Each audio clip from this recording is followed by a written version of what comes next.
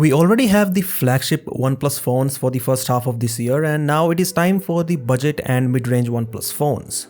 I'm talking about the OnePlus Nord series of phones. In one of my previous videos, I talked about one upcoming Nord series device named the OnePlus Nord 3, which is most likely going to be the most expensive phone under the Nord series this year.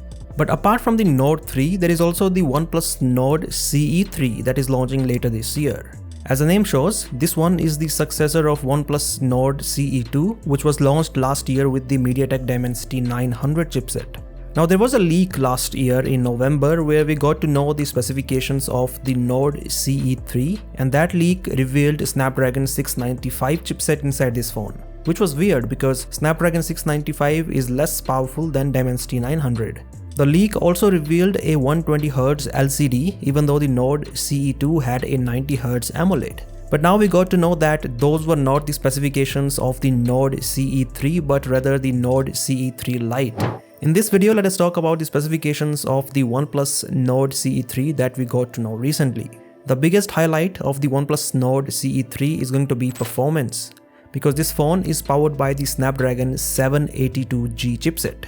You might not have heard of this chipset that much, but that is okay because so far only one phone has launched with Snapdragon 782G, and that phone is the Honor 80.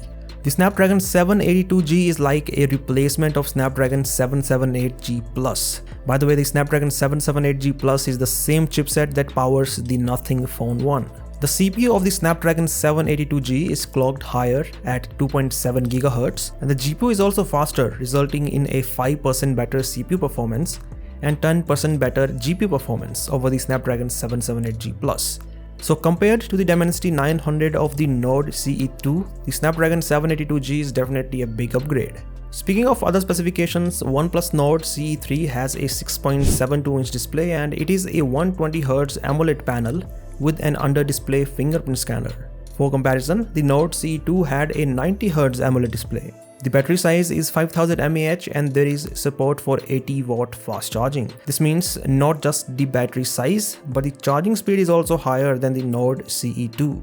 Finally, coming to the camera setup, the OnePlus Nord CE3 has the flagship Sony IMX890 sensor for the primary camera. This is the same sensor which is present on the OnePlus 11 and the OnePlus 11R.